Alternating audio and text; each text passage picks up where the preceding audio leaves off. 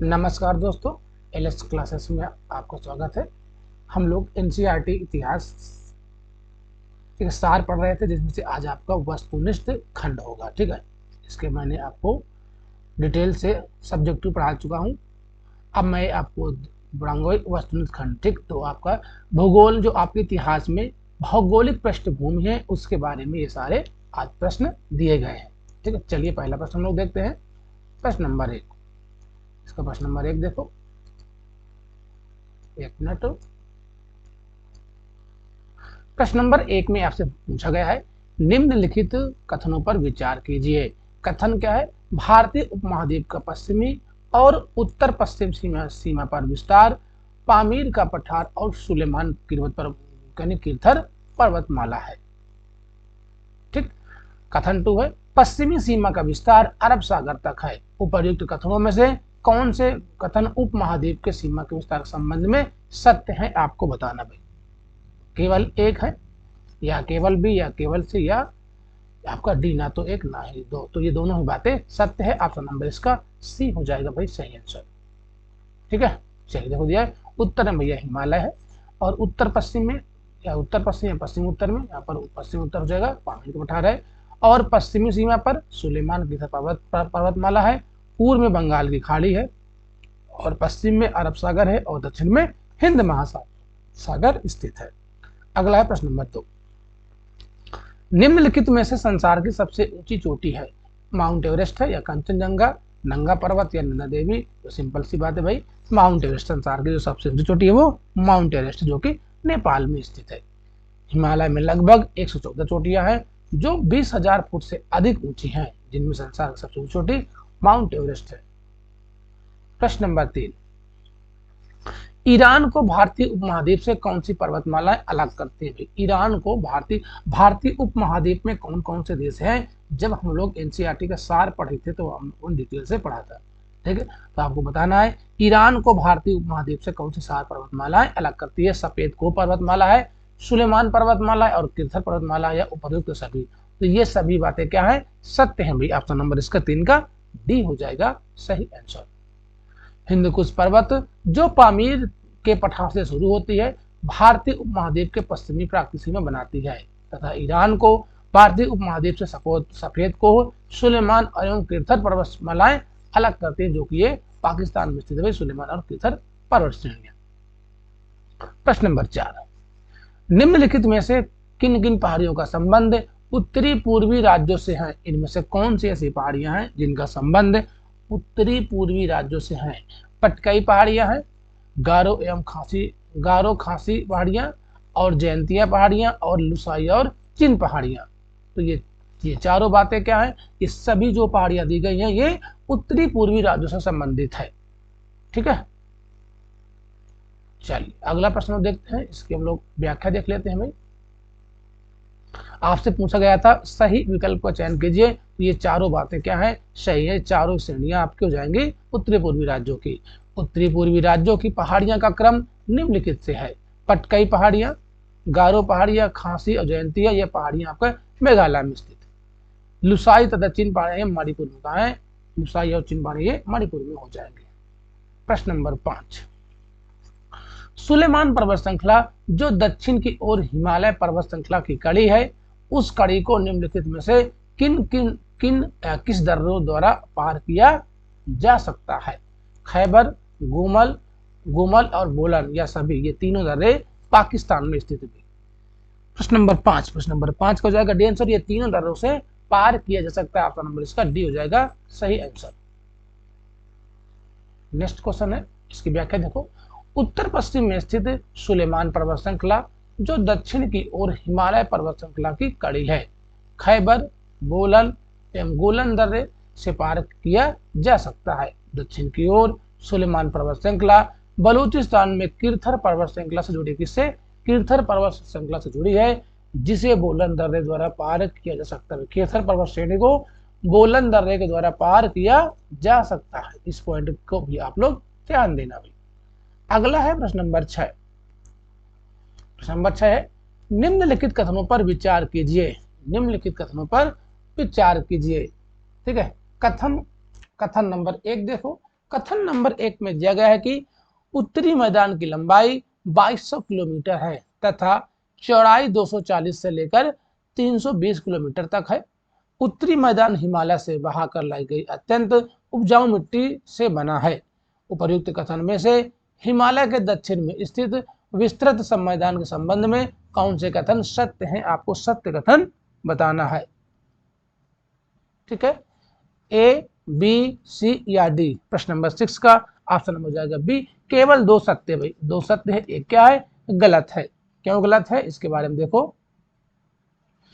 हिमालय के दक्षिण में भारत का अति विस्तृत मैदान स्थित है जिसकी लंबाई 3200 किलोमीटर है, ना कि 2200 किलोमीटर से अधिक है, और चौड़ाई जो है लगभग 240 से लेकर 320 किलोमीटर तक इसकी चौड़ाई है, लेकिन जो लंबाई है वो 3200 किलोमीटर है, ना कि 2200 किलोमीटर है। अतः कथन ये क्या गलत है। यह मैदान हिमालय से आने वाली सैकड़ों नदियां सरिताओं द्वारा हिमालय से लाई गई अत्यंत उपजाऊ मिट्टी से बना हुआ है। अगला है प्रश्न नंबर 7। निम्नलिखित नदियों में से सिंधु नदी में किस सहायक नदी से मिलने के पश्चात सिंधु दक्षिण की ओर मुड़कर मैदान में प्रवेश करती है? शोक है, स्प्री, गिलगित और काडुल नदी है। प्रश्न नंबर 7। प्रश्न नंबर 7 में आप लोग क्या आंसर दे रहे हो? प्रश्न नंबर 7 हो जाएगा ऑप्शन नंबर सी, गिलगित नदी। गिलगित नदी हो जाएगा इसका सही आंसर। ठीक है, चलिए इसके हम लोग व्याख्या देते हैं। सिंधु नदी कैलाश मानसरोवर क्षेत्र से निकलती है। यह पश्चिम और उत्तर पश्चिम की ओर काराकोरम पर्वत श्रृंखला के बीच लगभग 1300 किलोमीटर तक बहती है। तब इसमें गिलगित नदी आ मिलती है, तो यहाँ सिंधु नदी दक्षिण की ओर मुड़ती है और मैदानों में पहुंच जाती है। तो गिलगित नदी मिलने के बाद वो मैदानों में पहुंच जाती है सिंधु नदी। प्रश्न नंबर 8 है, नदियों के वर्तमान नाम है और इधर दिया गया प्राचीन नाम। नदियों के वर्तमान नाम और प्राचीन नाम, तो इनमें से आप लोग क्या आंसर दे रहे हैं? ठीक है, तो सतलज का भैया प्राचीन नाम है क्या? शत्रुधि। ठीक है, यानी ए का हो जाएगा आपका 3, व्यास विपाशा, बी का हो जाएगा 4, रावी का जो पुराना नाम है वो परुषणी है, और चिनाब का अस्किनी हो जाएगा। तो ए का भैया हो जाएगा 3, ए का 3 है, और बी का 4 है, सी का 1 है, और डी का 2। 3 4 1 2, 3 4 1 2 जिस ऑप्शन में होगा, यानी कि ऑप्शन नंबर यहाँ पर बी हो जाएगा सही आंसर। सतलज शत्रुधि नदी, व्यास विपाशा, रावी परुषणी और चिनाब अस्किनी, ये प्राचीन नाम है, ये आपके वर्तमान नाम है। नेक्स्ट है प्रश्न नंबर 9। प्रश्न नंबर 9 देखो, गंगा के सबसे पूर्वी मुख को किस नाम से जाना जाता है? गंगा के सबसे पूर्वी मुख को किस नाम से जाना जाता है? गंगा, मेघना, पद्मा या हुगली? प्रश्न नंबर 9 का ऑप्शन हो जाएगा बी, मेघना। क्या बोलते हैं भाई? उसको मेघना कहा जाता है। फरक्का के बाद गंगा दक्षिण पूर्व की ओर बहते हुए बांग्लादेश में प्रवेश करती है और पद्मा कहलाती है। बांग्लादेश में गंगा नदी को पद्मा कहा जाता है, और जो ब्रह्मपुत्र नदी आती है उसको जमुना कहा जाता है। क्या? यमुना नहीं, जमुना। ठीक, ब्रह्मपुत्र नदी को जमुना और गंगा को पद्मा। यहाँ से गंगा कई धाराओं में व्यक्त होकर डेल्टाई मैदान के दक्षिण में बहती हुई समुद्र में मिलती है। इस हिस्से को भागीरथी हुगली के नाम से जाना जाता है। ठीक, पावना के पूर्व ब्रह्मपुत्र जो नदियां हैं वो पद्मा से मिलती है, तत्पश्चात जमुना नाम से जानी जाती है। चांदपुर के पास मेघना आकर मिलती है, तत्पश्चात मेघना नाम से जानी जाती है। तो भाई जो अंतिम है वो मेघना हो जाएगा उसका सही आंसर। नेक्स्ट क्वेश्चन है प्रश्न नंबर 10। निम्नलिखित में से कौन सी प्रायद्वीप नदी या नदियां पूर्व से पश्चिम की ओर प्रवाहित होती है? पूर्व से पश्चिम की ओर प्रवाहित होती है, आपको बताना है। नर्मदा नदी हो जाएगी, ताप्ती है, मांडवी है, और इनमें से सभी। प्रश्न नंबर 10। प्रश्न नंबर 10 में आपको क्या आंसर भाई दे रहे हैं?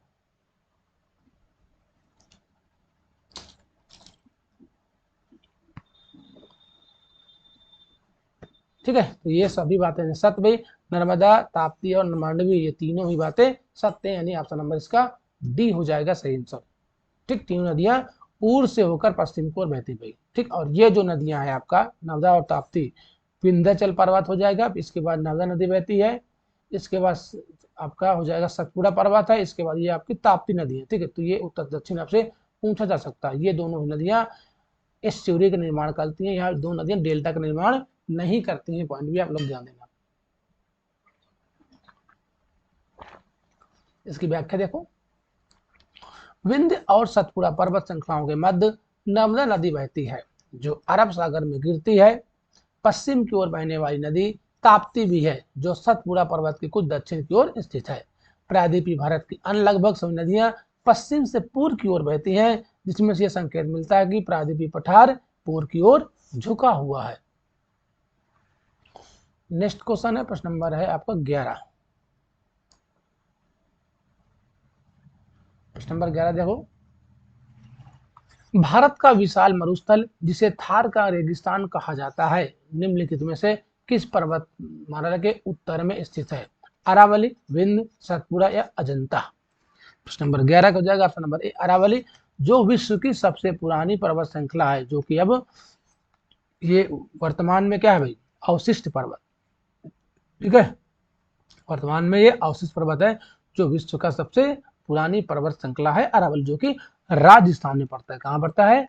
राजस्थान में पड़ता है। थार जो मरुस्थल है वो राजस्थान में है। इस मरुस्थल को पाकिस्तान में चोलिस्तान के नाम से भी जाना जाता है। चोलिस्तान के नाम से जानते हैं पाकिस्तान में। अगला है प्रश्न नंबर 12, निम्नलिखित में से कौन से दर्रे बंगाल में प्रवेश द्वार के रूप में काम आते हैं? इनमें से कौन से ऐसे दर्रे हैं जो बंगाल में प्रवेश द्वार के रूप में काम आते हैं? शाहबादा का दर्रा है और तेलियागढ़ी का दर्रा, ए और बी दोनों, या ए ना तो ए ना ही बी? प्रश्न नंबर 12 हो जाएगा ऑप्शन नंबर सी, ये दोनों ही दर्रे काम आते हैं, शाहबादा का दर्रा और तेलियागढ़ी का दर्रा। शाहबाद है, शाहबाद से मैंने बोल दिया। शाहबाद और तेलियागढ़ी दोनों दर्रे बंगाल के प्रवेश द्वार के रूप में काम आते हैं, जो कि आपस में एक दूसरे से 5 किलोमीटर की दूरी में स्थित है। अगला है प्रश्न नंबर 13, दक्कन के पठार की सतह की ढाल निम्नलिखित में से किस दिशा की तरफ है? अभी आपने पढ़ा पीछे क्वेश्चन में, किस दिशा की ओर है भाई? इधर देखो, जो प्रायद्वीपीय नदियां हैं ज्यादातर क्या आपसे पश्चिम से लेकर पूर्व की ओर बहती है, इसका मतलब पश्चिम से पूर्व की ओर भैया उसकी ढलान है। ऑप्शन नंबर इसका बी हो जाएगा सही आंसर। दक्कन का पठार एक त्रिकोण रूपी भूभाग है जो नर्मदा के दक्षिण में स्थित है। दक्कन के पठार का ढाल पश्चिम में अधिक ऊंचाई होने के कारण पूर्व दिशा की तरफ है। अगला है प्रश्न नंबर 14, निम्नलिखित कथनों पर विचार कीजिए। निम्नलिखित कथनों पर विचार कीजिए। कथन है, पश्चिमी घाट की ऊंचाई 3000 फुट तक है। कथन 2, पश्चिमी घाट में ऊंची खड़ी चट्टानों की श्रृंखला पाई जाती है जो दक्षिण से उत्तर की ओर जाती है। किधर से? दक्षिण से उत्तर की ओर जाती है। उपरोक्त में से असत्य कथन आपको चुनाव करना है। इनमें से कौन सा हो जाएगा असत्य? केवल एक है, या बी, या दोनों, या ना तो एक ना ही बी। तो 14 का हो जाएगा ऑप्शन नंबर डी, दोनों, ना तो एक ही ना तो भी, दोनों ही सत्य बातें हैं। पश्चिम की ओर ऊंची ऊंची खड़ी चट्टानों की श्रृंखला है, और जो भाई पश्चिमी है, ठीक है, जो दक्षिण से उत्तर की ओर जाती है, उसके द्वारा समुद्र के बीच एक सकरी मैदानी पट्टी है। इस श्रृंखला को पश्चिमी घाट कहा जाता है, जिसकी ऊंचाई लगभग 3000 फुट तक मानी जाती है। तो दोनों ही बातें सत्य हैं, यहाँ पर कोई असत्य नहीं था। अगला है प्रश्न नंबर 15, निम्नलिखित नदियों में से किस नदी के द्वारा छत्तीसगढ़ के मैदान का निर्माण किया जाता है? नर्मदा, सोन, महानदी और हुगली। छत्तीसगढ़, ठीक है, तो इसका आंसर हो जाएगा ऑप्शन नंबर सी, महानदी। भाई महानदी हो जाएगा सही आंसर।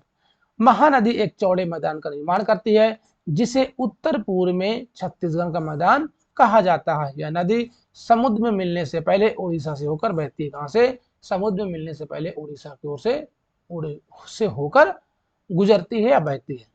अगला है प्रश्न नंबर, नेक्स्ट देखो, प्रश्न नंबर 16। प्रश्न नंबर 16 है, निम्नलिखित में से किन नदियों द्वारा दक्कन के पठार को दो भागों में विभाजित किया जाता है?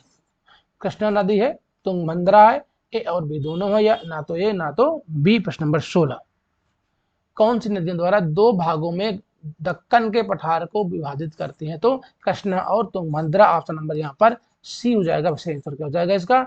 सी हो जाएगा करेक्ट आंसर। इसकी व्याख्या देखते हैं हम लोग। दक्कन के पठार को दो भागों में विभाजित करने वाली नदियां कृष्णा और उसकी सहायक नदी तुंगभद्रा है, यानी कि जो कृष्णा नदी है, तुंगभद्रा जो नदी है वो कृष्णा की सहायक नदी है। अगला है प्रश्न नंबर 17, निम्नलिखित कथनों पर विचार कीजिए। निम्नलिखित कथनों पर विचार कीजिए। पश्चिमी तटवर्ती मैदान का विस्तार विस्तार उत्तर में खंबात की खाड़ी से दक्षिण में केरल तक है। बिल्कुल बात क्या है भाई? सत्य लग रही है? सत्य, एकदम बात सत्य है। पश्चिमी तटवर्ती मैदान में वर्षा की कमी रहती है? नहीं, पश्चिमी तटीय मैदान में वर्षा कमी नहीं रहती है। ऑप्शन नंबर 2 क्या है? गलत है। इसका मतलब कथन एक सिर्फ सही है, बाकी दो गलत हो जाएगा भाई, क्योंकि वर्षा की कमी नहीं होती है, वर्षा अधिक होती है यहाँ पर। तभी तो भाई जैव विविधता यहाँ पर अधिक पाई जाती है। पश्चिमी घाट में जैव विविधता अधिक पाई जाती है। तटवर्ती उपजाऊ मैदान समुद्री क्रियाकलापों का व व्यापार के अवसर की दृष्टि से महत्वपूर्ण है। पश्चिमी तटवर्ती मैदान का विस्तार उत्तर में खंबाती खाड़ी से दक्षिण में केरल तक फैला हुआ है। ठीक है, पश्चिमी तटीय मैदान में वर्षा बहुत अधिक होती है, ना कि कम होती है, ज्यादा होती है वर्षा भाई। अगला है प्रश्न नंबर 18, पश्चिमी तटवर्ती मैदान का दक्षिणी भाग किस नाम से जाना जाता है? काठियावाड़ तट हो जाएगा, कोरोमंडल, ये तो भैया पूर्वी तट में है जो कि तमिलनाडु साइड पड़ता है, तमिलनाडु। उत्तरी सरकार तट ये आपका उड़ीसा हो जाएगा भाई, उड़ीसा साइड है। मालाबार, हाँ मालाबार हो जाएगा यहाँ पर सही आंसर। ठीक है, जो कि आपका केरल केरल साइड पड़ता है यहाँ पर। ये केरल है, ये तमिलनाडु, इधर कोरोमंडल है, इधर आपका मालाबार।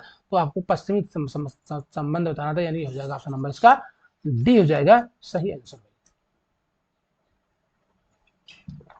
अगला प्रश्न है प्रश्न नंबर 19, पश्चिमी तटवर्ती मैदान का उत्तरी भाग किस नाम से जाना जाता है? उत्तरी भाग, कोंकण तट, मालाबार तट, उत्कल तट या आंध्रा तट? तो ये दोनों तो मुन्ना ये है आपकी पूरी तट से, उत्कल यानी कि उड़ीसा साइड, आंध्र यानी आंध्र प्रदेश, तो जाएगा यहाँ पर कोंकण तट। उत्तरी भाग को कोंकण तट और दक्षिणी भाग को मालाबार तट के नाम से जाना जाता है। ऑप्शन नंबर इसका ए हो जाएगा भाई सही आंसर। अगला है प्रश्न नंबर 20, प्रायद्वीप के दक्षिणी छोर को किस नाम से जाना जाता है? प्रायद्वीप के दक्षिणी छोर को, प्रायद्वीप को दक्षिणी छोर को केप कोमोरिन तरीफ है, या पाक की खाड़ी है, या कैमेलियन पॉइंट है, या इंदिरा पॉइंट? प्रायद्वीप के दक्षिणी छोर पूछा गया, यहाँ पर डाउट नहीं होना भैया। ऑप्शन नंबर हो जाएगा केप कोमोरिन पॉइंट, या इसको कन्याकुमारी भी कहते हैं, कन्याकुमारी अंतरीप भी कहा जाता है। ऑप्शन नंबर इसका ए हो जाएगा सही आंसर। ठीक है, प्रायद्वीप के दक्षिणी छोर को केप कोमोरिन अथवा कन्याकुमारी अंतरीप कहा जाता है। इंदिरा पॉइंट आपका क्या है? इंदिरा पॉइंट भारत के निकोबार द्वीप समूह के बड़े निकोबार द्वीप समूह पर स्थित है, जो कि भारत का दक्षिणतम बिंदु क्या है? दक्षिणतम। अगर मुख्य भूमि से पूछा जाएगा तो दक्षिणतम बिंदु आपका कन्याकुमारी हो जाएगा। अगर द्वीपों सहित पूछा जाएगा तो आपको हो जाएगा आपका इंदिरा पॉइंट। ठीक है, जिसे पहले पिगमेलियन पॉइंट के नाम से भी जाना जाता था। नेक्स्ट क्वेश्चन है प्रश्न नंबर, नेक्स्ट हम लोग देखते हैं।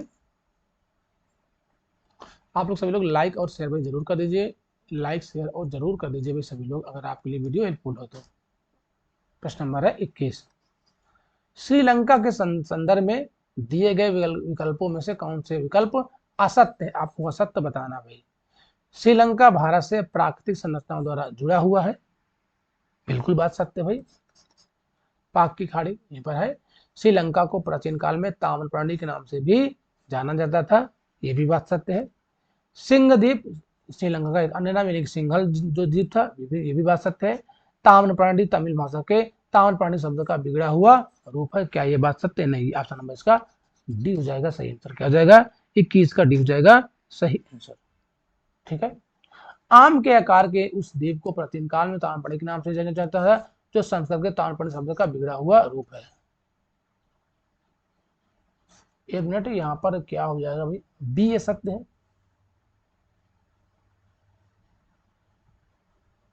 एक मिनट भाई, 1 मिनट हमको समझ दीजिए। यहाँ पर देखो डी दिया, यहाँ पर बी दिया, एक मिनट। यहाँ पर डी दिया गया है और यहाँ पर बी दिया गया है, बी सत्य है भाई, यहाँ पर डाउट है। ठीक है, इसमें डाउट है भाई 21 में, प्रश्न नंबर 21 में अब डाउट है भाई क्या हो जाएगा। ये चारों बातें तुम्हें सत्य लग रही हैं। ठीक, तो इसमें दिया गया है कि जो ताम्रपाणी के नाम से जाना जाता है, जो संस्कृत के ताम्रपाणी शब्द का विरोध, इसमें भाई चारों बातें सत्य होनी चाहिए भाई। ठीक, इसको ध्यान देना थोड़ा, इसमें चारों बातें क्या सत्य है, जिसे गलत दे दिया है। ठीक, चलो अगला है प्रश्न नंबर 22, इसको एक बार देख लेना आप लोग, चारों बातें इसमें सत्य मुझे लग रही है। भारत के मानसून के संदर्भ में निम्नलिखित कथनों पर विचार कीजिए। भारत के मानसून के संबंध में निम्नलिखित कथनों पर विचार करना है आपको। दक्षिण पश्चिम मानसून रबी की फसल को लाभान्वित करता है। दक्षिणी पश्चिम मानसून है जो क्या रबी की फसल को करता है? नहीं भाई, रबी की नहीं, खरीफ की फसल हो जाएगा भाई, रबी कहाँ हो जाएगा। पश्चिमी विक्षोभ खरीफ की फसल को लाभान्वित करता है। देखो उल्टा दे दिया दोनों का। जो पश्चिमी विक्षोभ है, जब ठंडी में वर्षा होती है तो वही ठंडी में आपकी रबी फसल होती है, और दक्षिण पश्चिम मानसून जो होता है वो आपको जाएगा खरीफ। ये दोनों का उल्टा दे दिया है, तो ये दोनों बातें क्या है? गलत हैं। दोनों बातें गलत है। अगर रबी के स्थान पर खरीफ होता और खरीफ के स्थान रबी होता तो दोनों बातें सत्य होती है। पॉइंट आप लोग ध्यान देना भाई। ठीक है, देखो भारत में काफी बड़े भाग में दक्षिण पश्चिम मानसून द्वारा वर्षा होती है, जो खरीफ की फसलों के लिए सबसे अधिक महत्वपूर्ण है। इसी प्रकार सर्दी के मौसम में पश्चिमी विक्षोभ से जो वर्षा होती है वह रबी की फसल को लाभान्वित करती है।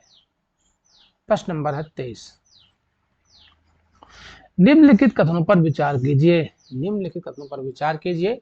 गेहूं, जौ, मक्का, चना उपर्युक्त फसलों में से कौन सी फसलें रबी की फसलें हैं?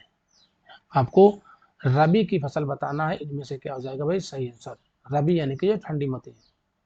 ठीक है, तो भाई चना भी आपने देखा होगा भाई, चना भी ठंडी में आपने हो रहा चबाया होगा, क्यों? गेहूं भी काटा होगा। इसके बाद जौ, 1 2 और 4, 1 2 4 ऑप्शन नंबर इसका सी हो जाएगा सही आंसर।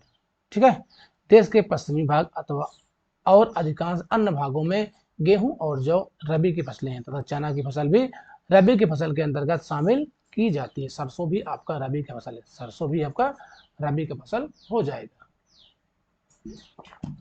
अगर धान पूछा जाए तो धान आपका खरीफ का फसल क्या है? धान आपका खरीफ का फसल है। प्रश्न नंबर 24, हड़प्पा संस्कृति के विकास की जीवन रेखा किस नदी को माना जाता है? सिंपल सा प्रश्न है भाई, हड़प्पा संस्कृति के विकास की जीवन रेखा किस नदी को माना जाता है? 24 को जाएगा ऑप्शन नंबर बी, सिंधु नदी। सिंधु नदी हो जाएगा इसका सही आंसर। प्रश्न नंबर 25, वैदिक संस्कृत के उद्भव तथा विकास से संबंधित दिए गए कथनों पर विचार कीजिए। वैदिक संस्कृत का उद्भव पश्चिमोत्तर प्रदेश और पंजाब में हुआ। वैदिक संस्कृति का विकास पश्चिमी पश्चिमी गंगा घाटी में हुआ। इनमें से आप लोग क्या आंसर दे रहे हैं? प्रश्न नंबर 25 विचार करना है। अब देखना है कि भाई सत्य पूछा जा रहा है कि असत्य पूछा जा रहा है आपसे। ठीक है, तो इन कथनों में से कौन से कथन सही है ये आपसे है। ये दोनों ही बातें क्या है? सत्य हैं। दोनों ही बातें सत्य हो जाएंगी। सही आंसर प्रश्न नंबर 25 का। ओके, चलिए अगला प्रश्न, प्रश्न नंबर 26, कलिंग देश की सीमाओं के संदर्भ में कौन से कथन सत्य हैं? कलिंग, ठीक है, उड़ीसा का पूरा नाम कलिंग हो जाएगा। कलिंग की उत्तरी सीमा महानदी है। कलिंग की दक्षिणी सीमा कृष्णा नदी थी। उपर्युक्त कथनों के आधार पर कौन से कथन सही है? प्रश्न नंबर 26 बताएं। कलिंग की उत्तरी सीमा महानदी थी और दक्षिणी सीमा क्या कृष्णा नदी थी? नहीं भाई, ऑप्शन नंबर यहाँ पर इस केवल एक सही है। केवल एक सही है, कथन 2 गलत है। क्यों गलत है इसके बारे में लोग देखते हैं। क्योंकि जो आपका जो दक्षिणी सीमा थी वो कलिंग की जो दक्षिण सीमा कृष्णा ना होकर गोदावरी नदी थी। कौन सी? वही गोदावरी नदी थी, कृष्णा नहीं थी। कलिंग देश जो भारतीय प्रायद्वीप के पूर्वी भाग में आज के उड़ीसा का समुद्री तटीय प्रदेश है, जो उत्तरी सीमा का विस्तार महानदी तथा दक्षिण सीमा का विस्तार गोदावरी के तट तक था। ठीक है, वहां पर कृष्णा दिया है इसलिए गलत हो गया। प्रश्न नंबर 27, निम्नलिखित में से किन नदी घाटियों के मध्य चोल शासन स्थापित हुआ था? किन नदी घाटियों के मध्य चोल शासन? कावेरी और वैगई, कावेरी तथा कृष्णा, तुंगभद्रा और गोदावरी, इनमें से कोई नहीं। प्रश्न नंबर 27, ठीक है, चोल शासक जो था भाई ये यहाँ पर थे भाई उत्तर में, यहाँ पर चोल शासक थे भाई इधर। चोर चेल पांड्य दक्षिण भारत के ही शासन थे। तो यहाँ पर कावेरी और वैगई नदी के मध्य थे भाई चोल शासन। कावेरी नदी घाटी दक्षिण में वैगई नदी और उत्तर में पेन्नार नदी तक फैली हुई है।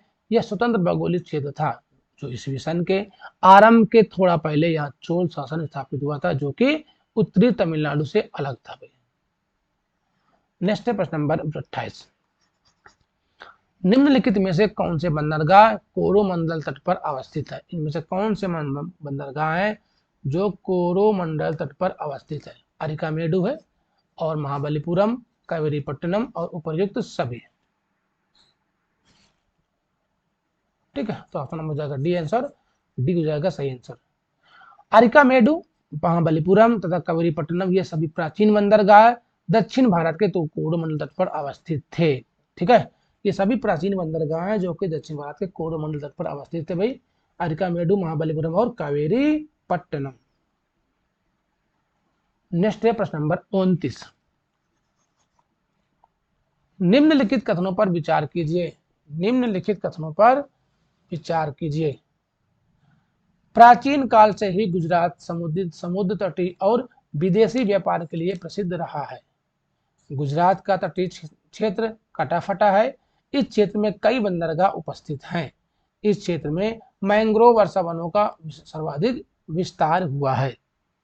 तो प्रश्न नंबर 29 में आप लोग क्या आंसर दे रहे हैं भाई? मैंग्रोव वन का तो सर्वाधिक विस्तार बंगाल की जो खाड़ी है, सुंदरवन का डेल्टा वहां है। इसका मतलब ऑप्शन नंबर 4 क्या गलत है? 4 गलत है और ये तीनों बातें सत 1, 2 और 3 सत हो जाएंगे, यानी कि ऑप्शन नंबर यहाँ पर बी हो जाएगा सही आंसर। क्या हो जाएगा इसका? बी हो जाएगा सही आंसर। नेक्स्ट क्वेश्चन देखो, प्रश्न नंबर अगला है,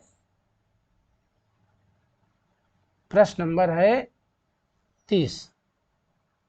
ठीक है, चलिए इसका हम लोग व्याख्या देख लेते हैं पहले।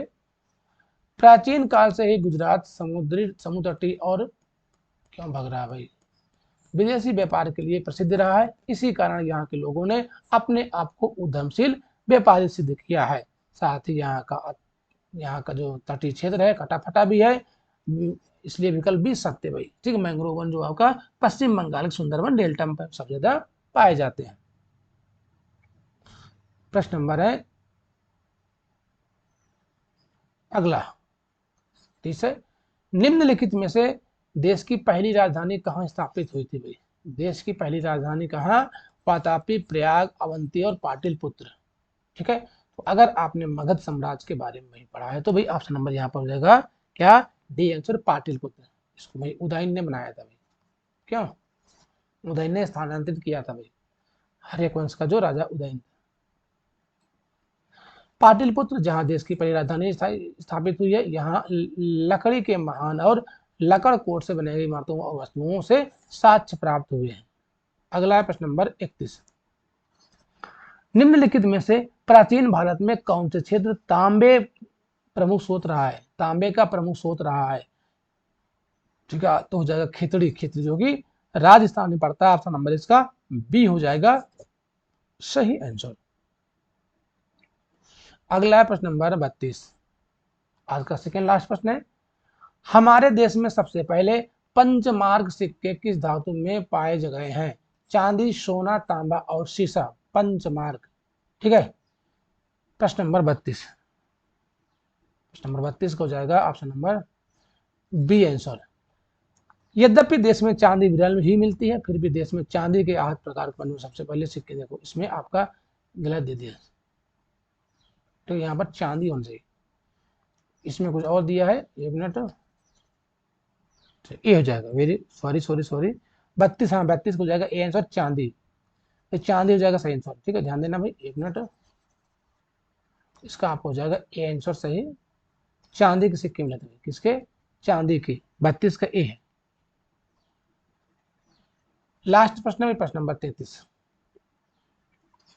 भारत में सोने का सबसे पुराना अवशेष कहां से प्राप्त होता है? नीलगिरी पहाड़ियों से, या कोलार की खानों से, या विंध्य की पहाड़ियों से, या राजस्थान की खानों से? राजस्थान की जो खिचड़ी वहां से तो तांबा मिलता है। प्रश्न नंबर 33। प्रश्न नंबर 33 हो जाएगा कोलार की खाने, जो कि कर्नाटक में। कहाँ है? कर्नाटक में। ऑप्शन नंबर इसका बी हो जाएगा भैया सही आंसर। क्या हो जाएगा? बी हो जाएगा इसका सही आंसर।